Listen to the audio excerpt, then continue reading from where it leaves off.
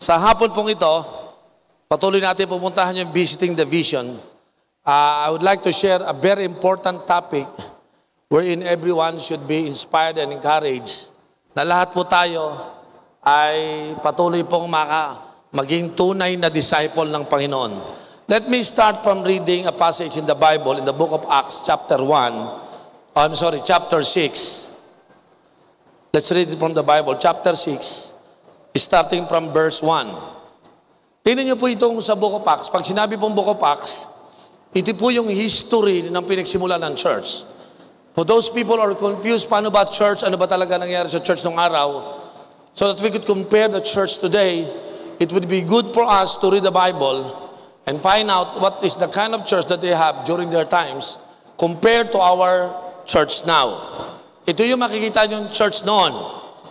Verse 1. In those days, when the number of disciples was increasing. Ito yung na-observe ko.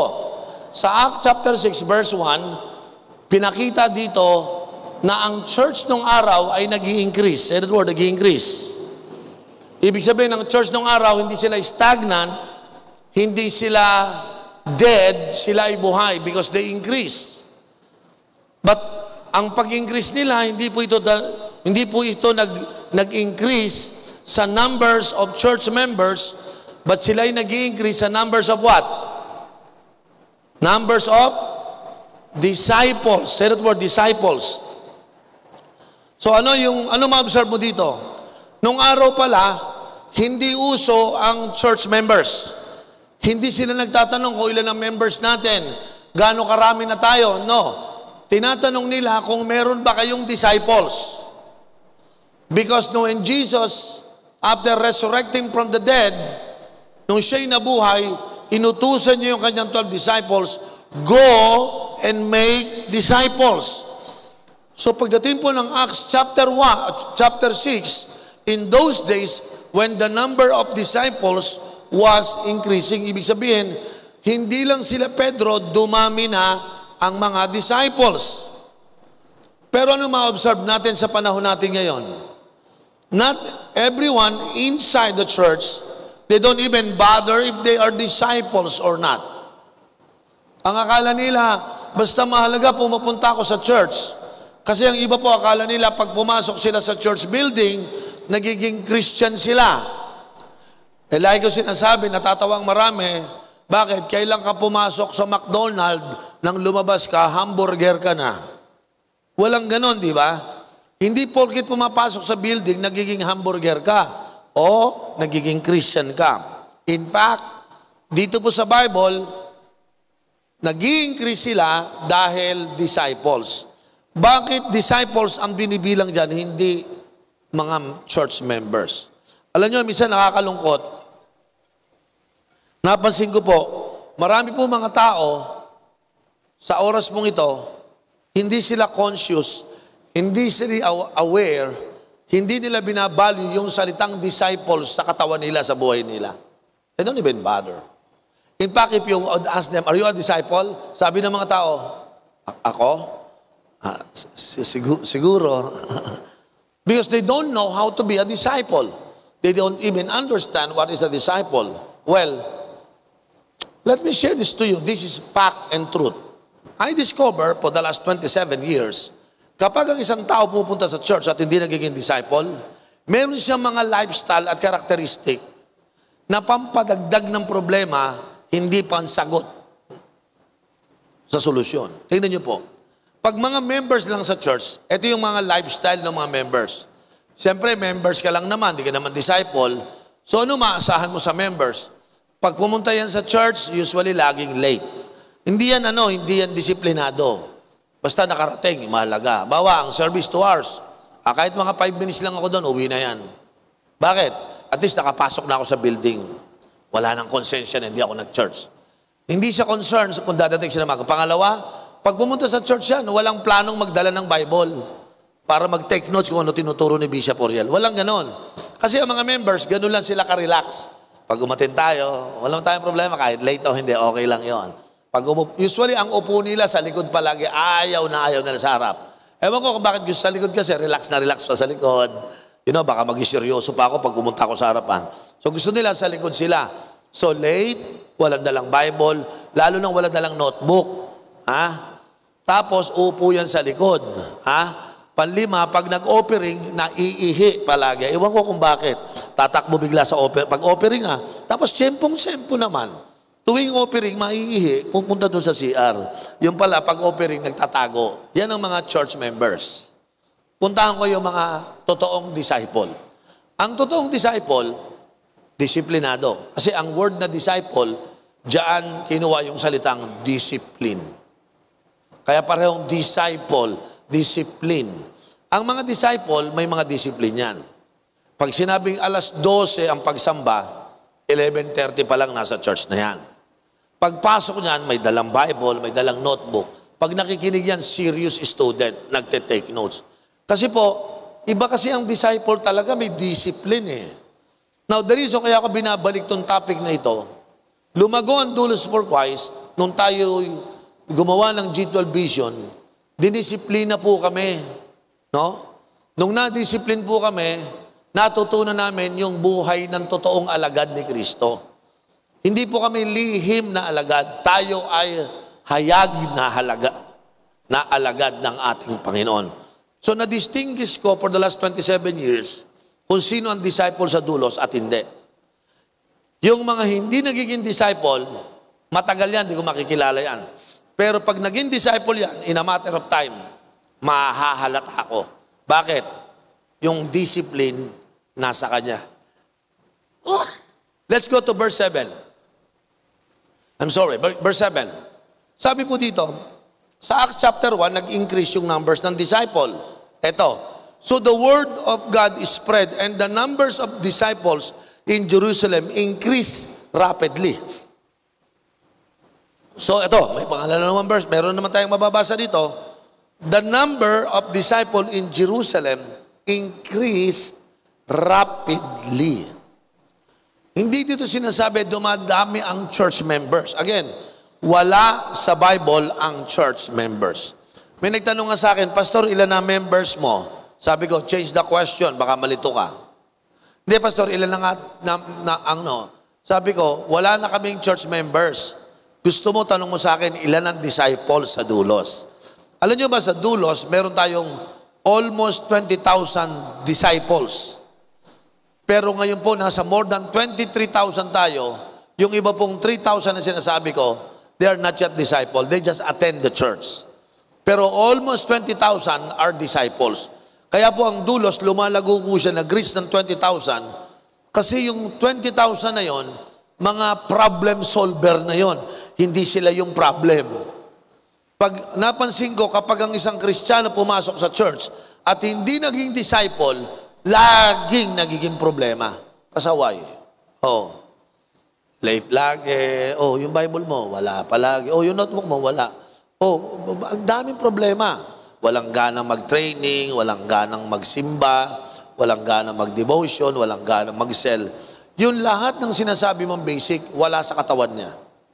Kasi gusto niya, wala ako ang masusunod sa sarili ko.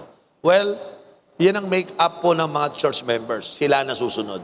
But when you become a disciple, you will learn how to follow Jesus Christ. Amen. Buksan niyo po yung Mark chapter 1, verse 17. Buksan natin Mark 1, verse 17. Para makita niyo po na yung mga disciples, ito yung nakikita sa kanila. Ano sabi dito? Come, follow me, Jesus said, and I will send you out to fish for people. Ito po'y bago, hindi pa naniniwala sa Diyos o sa ating Panginoong Hesus. Si Peter at saka yung mga fisherman. Pero sinabi niya, come and follow me. And then sabi niya, and I will send you out to fish for people. Pagdating ng verse 18, may mapapansin kayo. Tingnan niyo verse 18. Kapatid, lagyan mo verse 18. At once, say that word, at once. Tayo. Sunod ko na kay Lord. Oo. Ang tagal naman. Sino sa inyo wala pa kayong at once na ginagawa sa buhay mo? Susunod ka ba kay Lord? Alam mo, marami akong ginagawa kailan ka susunod? Tingnan natin. Wala tayong at once attitude. Dito, sabi ng Bible, At once, they left their nets and follow Him. At once, they left their nets and they follow Him. Ang nagiging disciple pala, yan po yung willing gumawa ng at once. Ano yung at once na gagawin niya? They left their nets. Meron kang at once na iiwan para makasunod ka. Ang mga nagiging disciple, ang mabigat na challenge nyo, yung mga at once moment mo. Yung at once moment. Kasi, halimbawa, may ginagawa kang mali, at once, iwanan mo na yan. Once and for all, iwanan mo. Hindi mo maiiwan, hindi ka makakasunod. Kaya yung iba, dahil hindi makapag at once, hindi nila maiiwan yung, bawa, yung sigarilyo, yung alak, yung bisyo, yung mga masasamang buhay. Dahil hindi nila ma-at once, ayun, nagiging member, hindi nagiging disciple. Siyempre, hindi ka makapalo eh. Balikan ko yung verse 17. Come, follow me. Ito po ay invitation to have relationship. Sabi niya, come and follow me. Napansin ko, tinuro ko to before eh. Sabi ko, bago ka makakam, bago ka makapalo, may tanong ako sa iyo. Ikaw ba may attraction dun sa Diyos na si Jesus? Na-attract ka ba sa Kanya? O mas na-attract ka sa party kaysa kay Lord? Na-attract ka sa mga kasalanan kaysa kay Lord? The first question, if you want to become a true disciple of Christ, is that, do you have the attraction with God? Bakit mo iniwan at once yung bangka? Kasi mas na-attract ka kay Kristo kaysa sa bangka. So dahil mas maganda si Kristo kaysa sa bangka, iiwan mo yan kapalit nung nagagandahan kang na-attract ka na Kristo. So sino ang sumusunod kay Kristo? Sino yung once and for all, they are willing to leave everything, they want to come and they want to follow Christ, are those people who are now attracted to their risen Lord. Yun ang ibig sabihin. Yung mga member, hindi ma-attract kay Lord yan. Malabo. Kaya dapat, huwag kang mag-desire na maging members lang ng church. Dapat gusto mo maging disciple. Kaya lang, pag gusto mo maging disciple, dapat attracted ka kay Lord para come ka ng come, follow ka ng follow. Amen.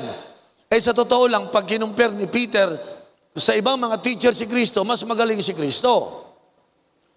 Nakakita siya na yung isda, umaga, pinapunta para mahuli niya. Attracted talaga siya kay Kristo. Bakit kaya hindi nagiging disciple? Wala naman siya yung dating sa'yo si Kristo eh. Dahil kung may dating sa'yo si Kristo, yung pagpunta mo pa lang sa simbahan, sabik na sabik ka, hindi ka magpapalate. Gusto mong abutan yung pag-awit, pagkanta, kasi sabik na sabik ka doon. Amen. Kung totoong disciple ka, attract na attract ka, yung word niya gustong-gusto mong basahin to the point, pagpunta mo sa church, dala mo yung Bible, nagte-take notes ka kasi gusto mong pag-aralan talaga. Kaya wala kang ganon, kasi wala ka pang attraction. I'm sorry to tell you. Wala pang nabuong relasyon kung walang attraction. Ako, nag-asawa ako dahil na-attract ako kay Jer. Si Jer, nagpakasal sa akin dahil na-attract siya sa akin. We have a common attraction. Then we establish a relationship with one another.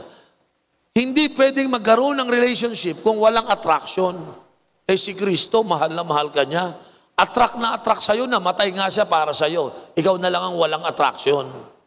So wala kang ginagawa para sa Kanya kasi walang dating sa'yo si Lord. That's why you cannot be a disciple. Unless you are willing to be attracted, you are willing to come. Unless you are so attracted to Christ, then you will follow. Ginawa ko yun eh. I was so attracted with my future wife, so I always come. Kahit saan siya, I always follow. What makes me come and what makes me follow her is because I am attracted to her.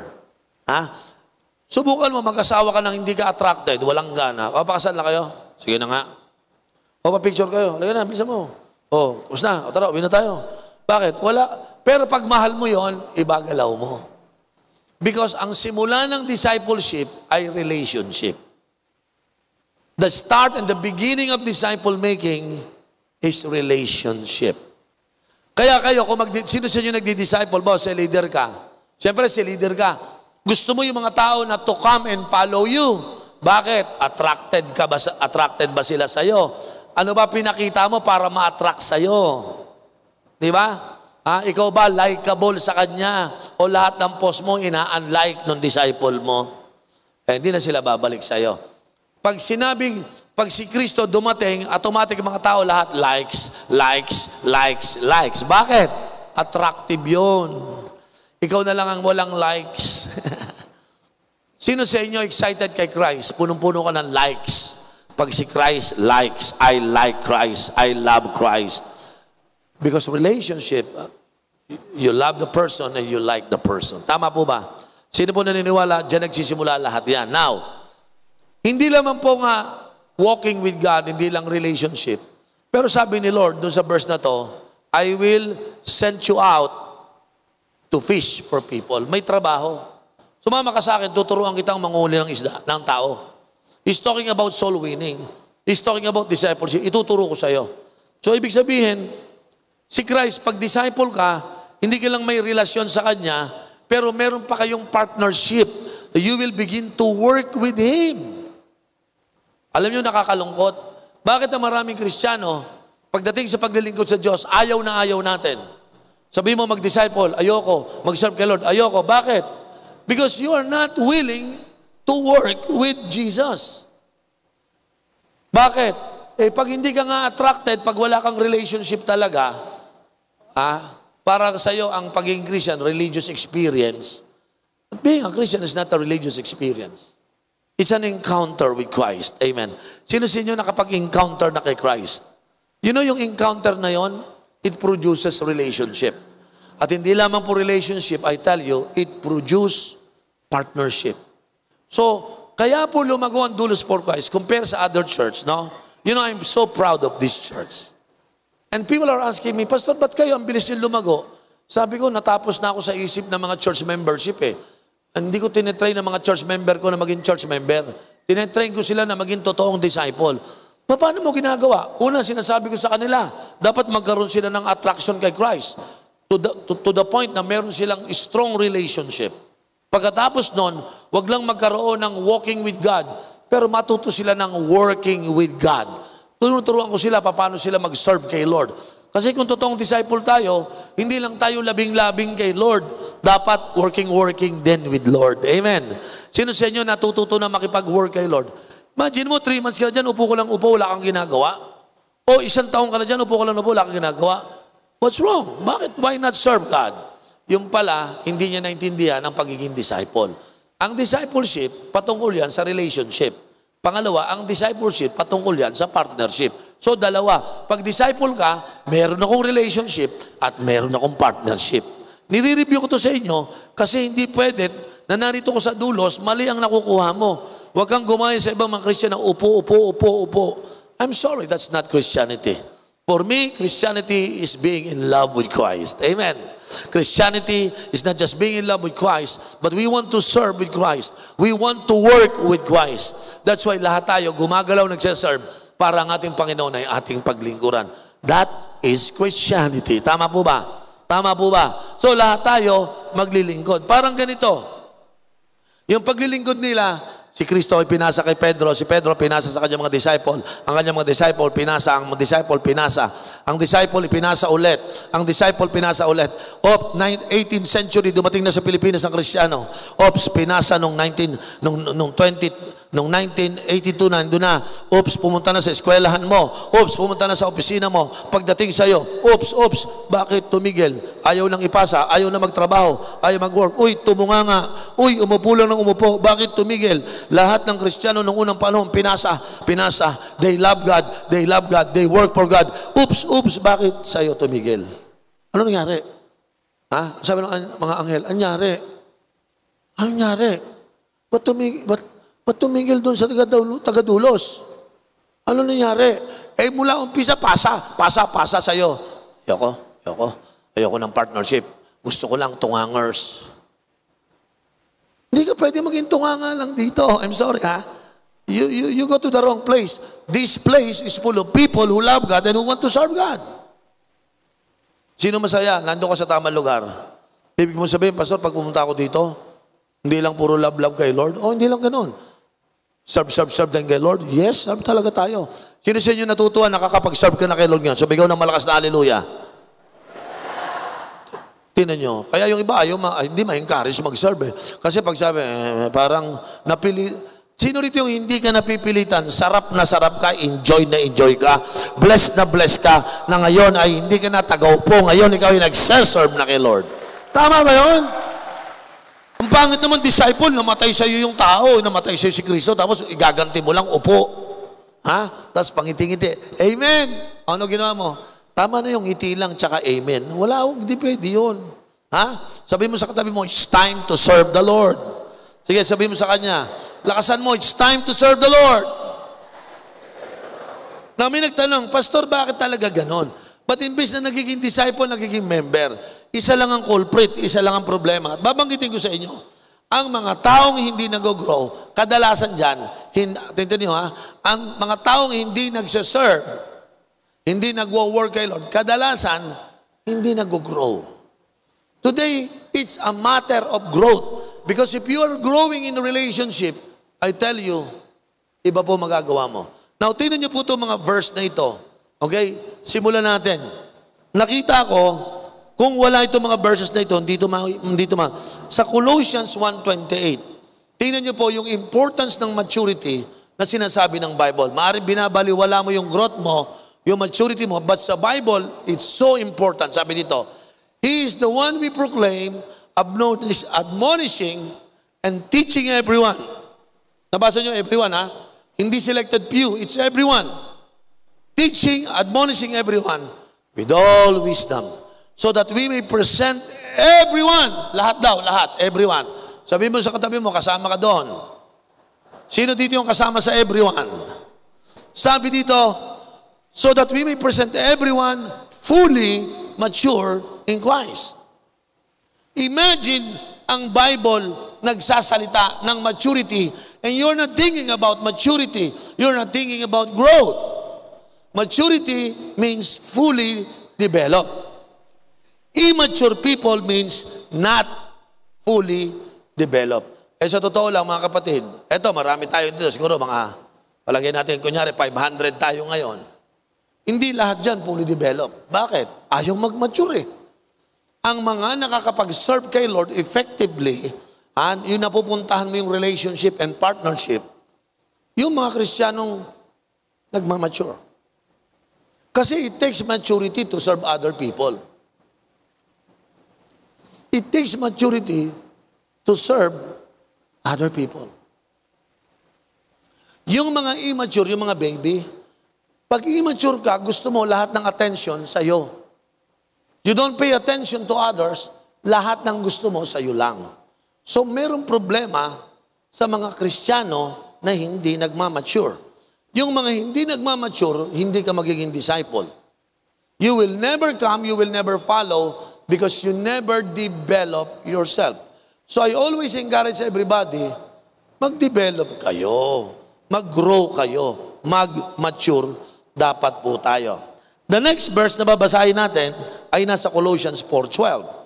Okay, sabi po dito, Epaphras, who is one of you and a servant of Christ Jesus, sends greeting. He is always wrestling in prayer for you, that you may stand firm in all the will of God, mature and fully assured. Mababasa nyo, si Epaphras, gumagamit siya ng prayer for his disciple. Concern siya kaya pinagpe-pray niya. Ang concern niya, again, maturity na naman. Di ba?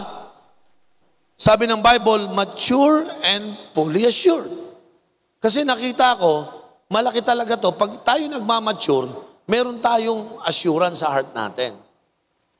Meron po akong anak, 5 years old, si Tracy. Siyempre, 5 years old lang po yun, hindi pa mature.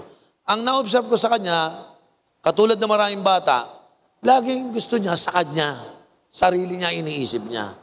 Pero, I try to teach her, mag-mature siya, to share. Ngayon, unti-unti na siyang natututong mag-share. Pag kami mag-shop ng toys niya, sasabihin niya, Dad, I want to give this to somebody. Can I give it to that person? Yes, you can. So nakita ko, unti-unti na siyang namimigay. Kasi unti-unti na siyang nagmamature. Yung mga Kristiyano, pag hindi ka nagmamature, ito gagawin mo. Ito, makinig ka. Pagpunta mo dito, una mong tanong, ano ba makukuha sa mga to? Ano ba makukuha ko dito? Magaling ba yung, dapat magaling yung preacher, dapat nabe-bless ako. Ano kaya pwede ko bang makuha? Ano ba maganda dito? Wala ka ibang iniisip kung ano yung makukuha mo. Tingnan mo yung mga nagmamature, pagdating dito, hindi na iniisip kung ano makukuha niya.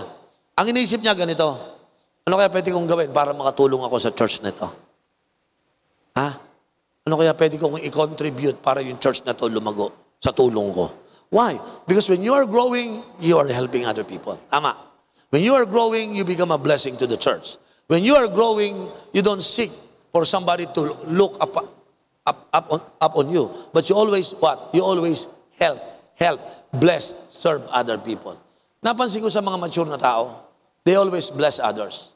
They always help others, and they always serve others. Hindi kayang gawin ng immature yan.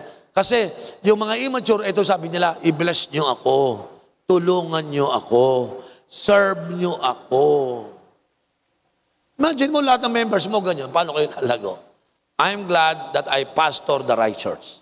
I'm happy that majority of you guys always want to help people.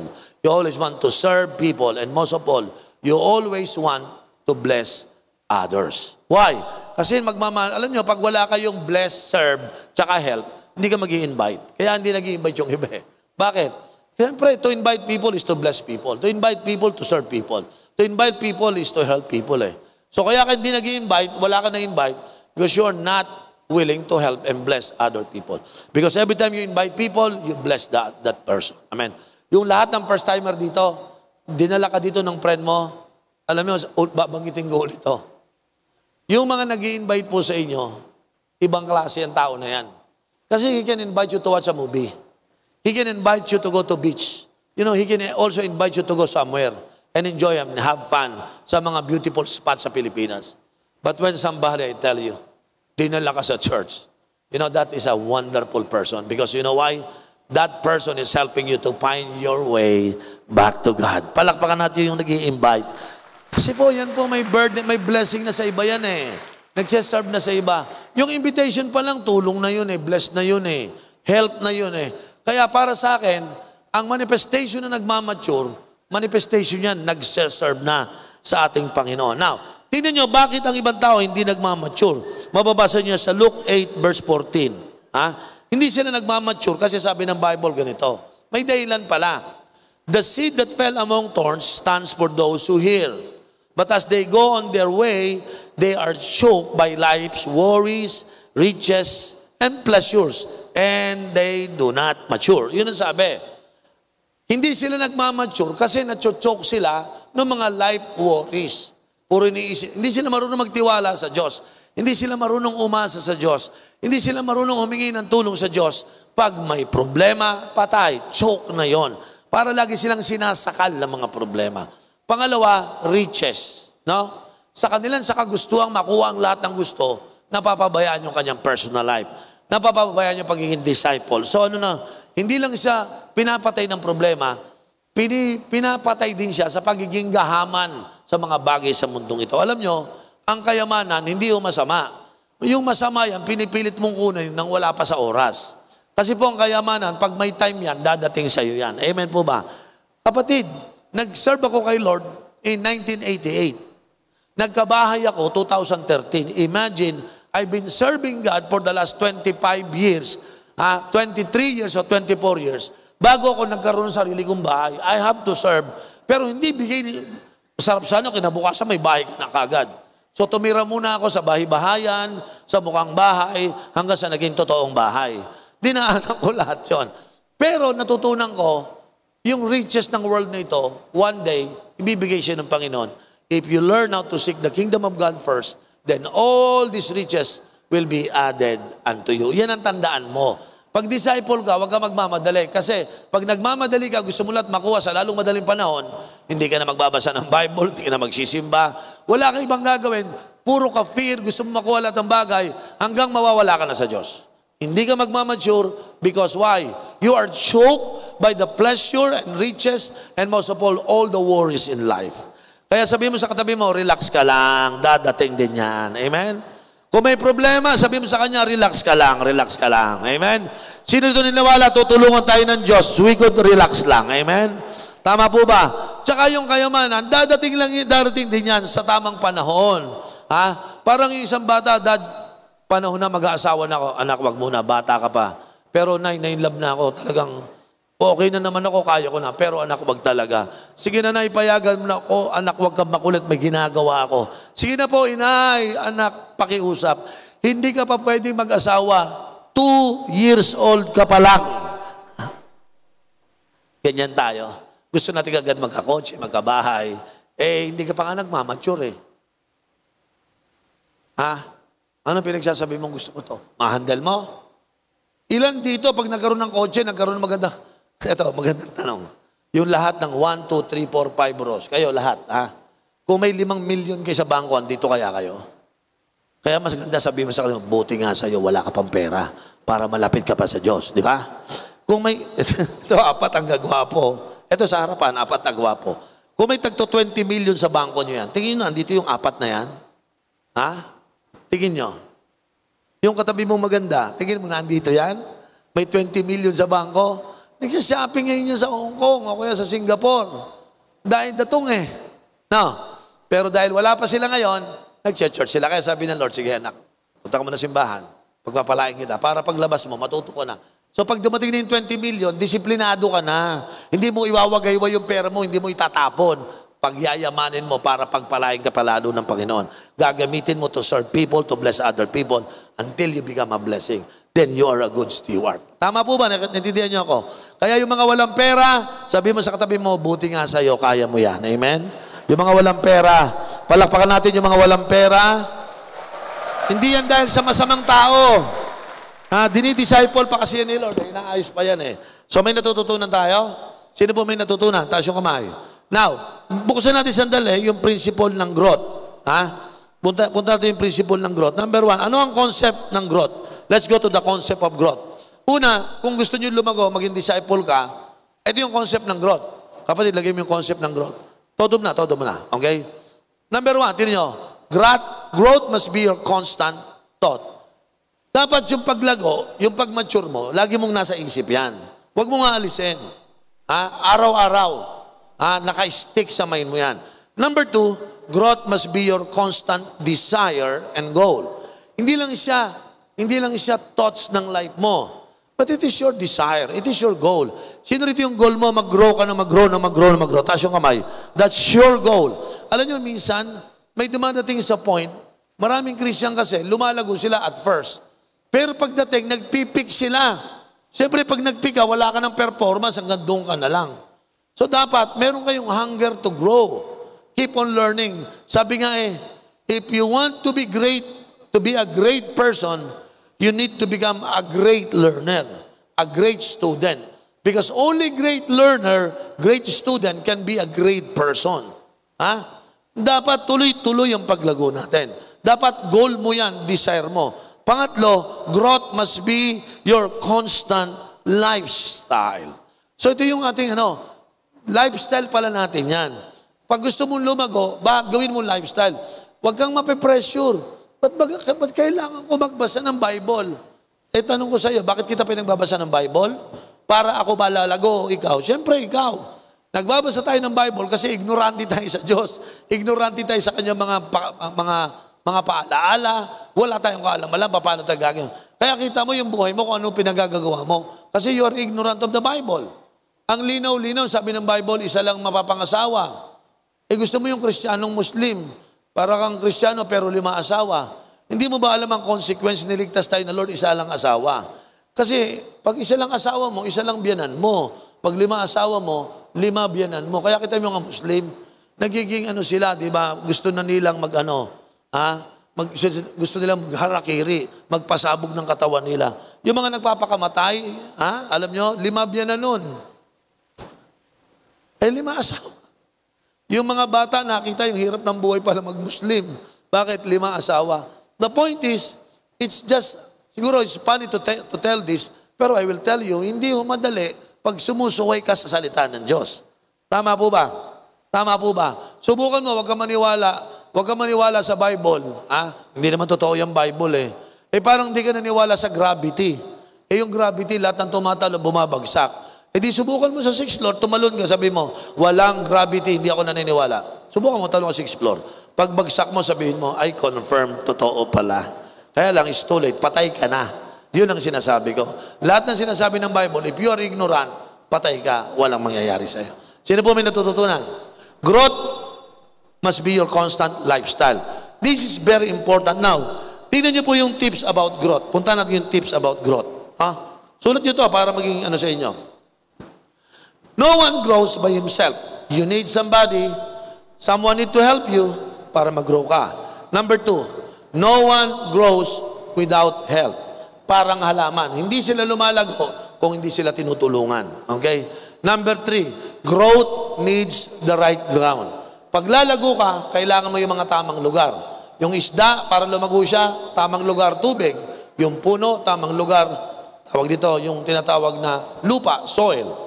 Ang tao may tamang lugar. Ang tamang lugar natin ay ang presensya ng Panginoon. Sa presence ni Lord, doon tayo lumalago. That's why, kapag nagbabasa tayo ng Bible, nagde-devotion tayo, right ground yon. Nagse-cell group ka, right ground yon. Pumupunta ka ng Sunday, right ground yon. Pumupunta ka ng training, right ground yon.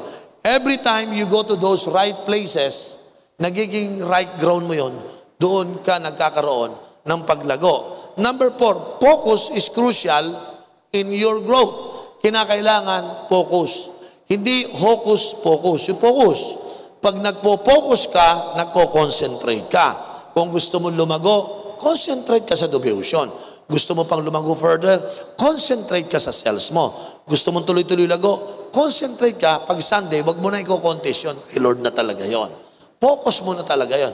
Pag may training, sumama ka sa training. Kasi focus tayo. Tanong ko, sino sa inyo gusto lumago? Taas yung kamay. Now, may good news ako sa inyo. Alam nyo ba, sa last week, ngayong April, maglo-launch tayo ulit ng 90 days challenge. Naku, walang masaya. Sino masaya may 90 days challenge?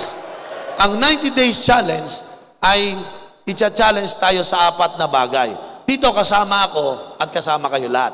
Pati ako sasama sa challenge. Ano yung 4 na challenge? Okay? Basahin natin yung 4 important and valuable things in a pastor's life and his church. Ito yung prayer ko. 4. Ako at kayo, ito yung 4 na kailangan natin. Number 1, lahat tayo makaranas ng spiritual growth. Number 2, lahat tayo makaranas ng community life growth. Cell group po yan. Number 3, makaranas tayo ng stewardship growth. Financial breakthrough yan. And number 4, outreach growth. Yung winning natin sa souls.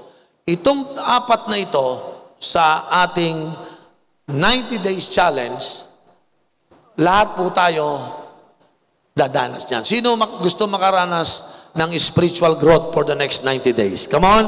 Excited ba kayo? Yan ang una. Pangalawa, sino gustong makaranas ng tinatawag po nating community life growth? Yung, alam nyo, ang pinakapangit. Yung nandito ka, di ba, hindi ka kilala? Sino ang pangalan mo is si Noni? Meron ba ditong Noni? Yung Noni, yung babae, yung isa naman, yung lalaki, si Ano. Ano? Kasi po, ang pangalan mo talaga, Anonymous. Sa mga lalaki, si Ano, at sa mga babae, si Noni. Bakit? Hindi mo alam ang pangalan kasi hindi siya connect sa mga community. So pagdating niya dito, anonymous siya, tahimik, walang masabi, upo sa likod. Alam niyo, ang saya-saya, pag pumunta ka dito sa loob, hinahanap mo yung mga friends mo, yung community mo. Uy, andito ako, dito, tabi tayo. Di ba, ang sarap ng katabi mo, kasama mo. Amen. Subukan mo umatin ng church, wala kang kakilala. Para kang kinakabahan, yung bag mo lagi minahawakan. Malay ko, baka mandurukot ng cellphone to. Kasi puro anonymous yung katabi mo eh. Sino sa inyo nakaupo ngayon, kilala mo yung katabi mo? Sino sa inyo, ha? Yung sa harapan mo, kilala mo. Yung sa gilid mo, kilala mo. Sa kaliwa, kilala mo. Uy, sa likod, kilala ko yan. Bakit? Hindi ka na anonymous eh. Alam niyo, pinakamasarap pakinggan when somebody is shouting your name. Di ba? Pag sinasabi pa, alam mo, Oriel, alam mo, tuwan-tuwa ako. Sabi sa akin ng mga tao, Pastor, with 20,000 people, kilala mo lahat. Sabi ko, unfortunately, I cannot make it makilala sila lahat. Ilan lang ang kilala mo?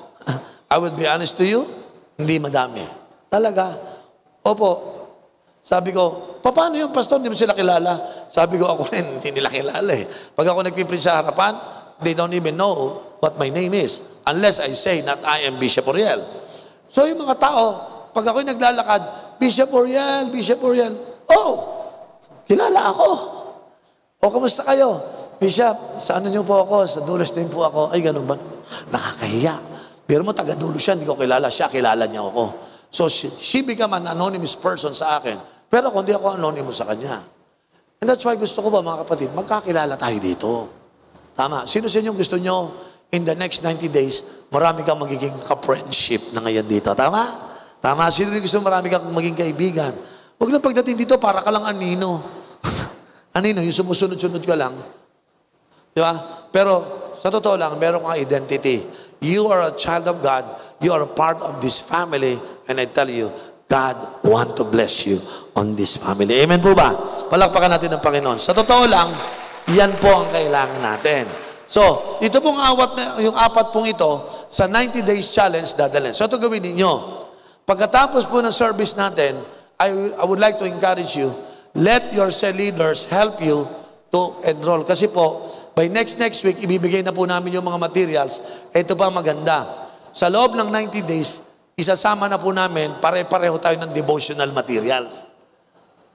Halimbawa, sinabi, April 15, lahat tayo sabay-sabay magbabasa. Pare-pareho binabasa natin ang devotional. Tapos yung devotional materials natin, pag may na-bless tayo, may rema tayo, i-post natin sa ating tinatawag na Facebook accounts. Para yung lahat ng taga-Dulos, pag nagbasa tayo ng mga yung galing ng revelation sa Kanya, magkakatulong-tulungan tayo. Sino excited? Sabay-sabay tayo magde-devotion. Alam nyo, pag ginawa nating 90 days nagde-devotion ka, magiging lifestyle mo ang growth sa devotion. Tapos, walang a-absent sa cell group para ma-develop ang ating community. For 90 days, 12 weeks lang yon. Wala ring a-absent sa Sunday, 12 weeks lang yon. Tama? So, yung community nyo, ma-develop tayo. Tapos, ito pa maganda. Mula April hanggang September, ang goals natin, mag-outreach tayo. Ano yon? Lahat ng cells natin, kukomplete natin ng 12 members. So, kung may cell group kayo, 5 lang, before September, magiging 12 na yan. Tapos, yung mga ready na mag-open ng cell, I will encourage you. You have to start your own cell group. Remember, a true disciple will not just love God. They will serve God. Amen. Hindi lang tayo attracted sa relationship niya, but higit sa lahat, we wanted to become partners with our Lord Jesus Christ. So, ito pong April, May, June, siguro, in the middle of July, matatapos po natin.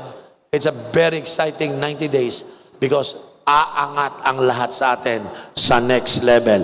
Sino gustong umangat ang next level ng buhay mo? Sasama ka sa 90 days challenge. Come on. Taas mo yung kamay yung mga sasama sa 90 days challenge. So, ang prinsipyo po ng pagsama sa 90 days challenge, kunin po ninyo yung materials para sa ating 90 days challenge. Binibigyan po namin yung lahat ng attender na wala pa sa cell, may kasama ka doon. Yung mga umaten sa cell, iba rin yung materials mo. Yung cell leader, iba din yung materials mo. Yung G12 leaders, iba din yung materials mo. Yung network leader, iba din yung materials mo. Iba-iba materials natin at our level, pero pare-pareho tayo ng devotion materials. Para sa ganun po, parang nakikita ko, sa buong September, meron po tayo more than 2,000 cells, no? Lahat ng cell, manganganak at least 2 cell. We expect from 2,000 cell, makakapunta tayo sa 4,000 to 6,000 cells by the month of September. Ibig sabihin, madodouble yung members ng mga cell, mamumultiply yung ating cells, at tingin ko kasya na tayo sa Cuneta Astrodome. Amen. Hindi na tayo kakasya pag ganoon dito. So, prayer ko, wag lang ho tayo dito po sa ating revisiting the vision. Ang pinapahalagahan po namin ay discipleship. Wala po kaming planong maging recruiter ng mga church members. We don't want church members. We want disciples. And disciples, to become a true disciple, you need to intentionally desire to grow as a Christian. So lahat po kayo ngayon bago kayo umuwi, prayer ko, magsilago po kayo bilang mga Kristiyano. Amen. A true disciples will always grow. Tama po ba? Tama, lahat tayo. mag-grow tayo sa spiritual life natin, mag-grow tayo sa community life natin, sa stewardship life natin, mag-grow. At higit sa lahat, yung ating sending out para sa labas po, makuha po natin. So, paano tayo mag-grow? Okay? Then I will close. Bibigyan ko kayo ng isang small tips. No? Pastor, paano po ako from sitting to sending tayo? No? Yung mga umuupo lang, dapat ma-reach ninyo yung sending capacity. Tingnan nyo po sandali. Eto, from sitting to sending. Dapat po, from infant milk to solid food ang bawat isa. Huwag lang kayo puro gatas. Siyempre, gatas, pang baby. Pero huwag naman puro baby, paulit-ulit tayo ng paulit-ulit. May mga Kristiyano kasi makukulit eh, laging paulit-ulit ang paulit-ulit. Dapat nag-grow ka hanggang maging solid food na ang pinapakain sa atin spiritually. Pangalawa, from walking the Spirit to running with a vision. Hindi lang tayo may relationship, pero meron dapat tayong partnership. Yan po yun. From toys to responsibility. Huwag lang tayong pumunta rito, nag-i-enjoy tayo. Sumatama tayo sa cell, nag-i-enjoy tayo. Sa crossover, sa walls, nag-i-enjoy tayo. Pero what is enjoyment kung hindi ka naman nagiging responsible? Dapat meron na kayong ginagawang responsibility. One day, pwede ka maging cell leader, responsible ka sa 12 people. One day, sumama ka sa multimedia para kasama tayo doon. Yung iba po, nasa worship team. Yung po, mahalaga po yun. Kumuha kayo ng responsibility. Pangapat, from playing to praying. Hindi lang tayo mahilig maglaro, sumama dito, magsaya. Sino sa inyo nakasama na sa morning prayer? Taas yung kamay. You become part of the morning prayer. Yung morning prayer, tuloy-tuloy pa rin po yun. Diyan pa rin po sa Luneta. We really encourage you to come and pray with us. No? Para ma-experience nyo po yung prayer. Para hindi lamang po, ang nagmamature na Christian, nag-grow, from playing to praying na yan. And last and final, from partying to equipping. Hindi na tayo puro-puro celebration na celebration. There will be a time, kailangan nating ma-train, ma-equip. So you attend training, you attend equipping. In fact, sa 90 days challenge, you will be asked, you will be challenged to get involved with training. Sa summer po, meron tayong cell leadership training. No? So, I want you to join that para kayo ay mag-mature, mag-grow. May natutunan ba tayo sa hapon pong ito?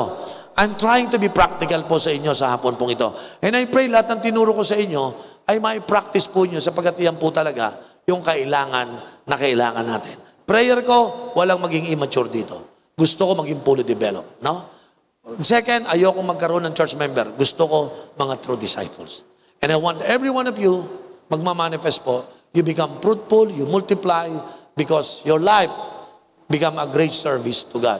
So hindi lang ho tayo papunta-punta sa church. Pero tuwing pupunta po tayo, alam natin, meron kang malaking contribution na ginagawa para sa advancement ng kingdom of God. Amen. So don't just be a lover of Christ, be a servant of our Lord Jesus God.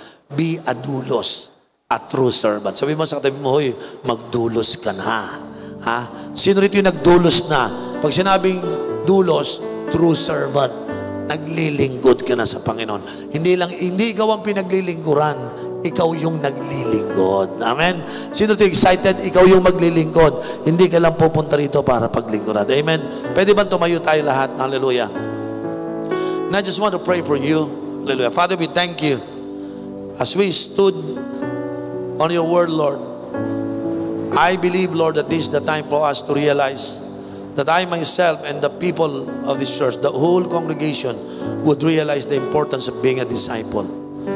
Lord, today, change us, Lord, from a member to a true disciple of Christ. Lord, from watching people, we become a true disciple of Christ. Lord, tonight or this afternoon, I pray and I dedicate all our lives to you, Lord. Panginoon, ipuin mo ang buhay namin na hindi lang kami magiging problema sa simbahang ito, but Lord, magiging solution kami, magiging answer kami sa whatever problem na hinaharap ng simbahang ito. Lord, I want to become part, and we want to become part of what you want to do, Lord God, and to accomplish for this church. I-bless mo ang bawat Kristiyanong narito. From members, they become disciples, Lord. Panginoon, Help them, Lord. Anoint them and empower them for them to be able to see the reality of this truth, Lord. It's time to become a true disciples. Because, Lord, ang vision ng G12 is not to produce church members. Lord, mga lazy Christian, no. Ang goal namin sa lugar na ito is makapag-produce kami ng mga fruitful, helpful, productive disciples. Gawin mo kaming ganito, Panginoon. Gawin mo kaming true disciples, able to work with our Lord Jesus Christ. Kasama namin ipinapanalangin ang aming bread and wine, Lord. Dalangin ko, Diyos, na pagpalain mo ito, even as we distribute, we just want to remind ourselves about your plan for our life, for our family, and the rest of our nation. Salamat, Ama, na mga emblems na to ay magiging patotoo sa aming mga buhay. Muli, pinapasalamatan ka namin. Sa pangalan ni Jesus, ang lahat ay magsabi ng Amen.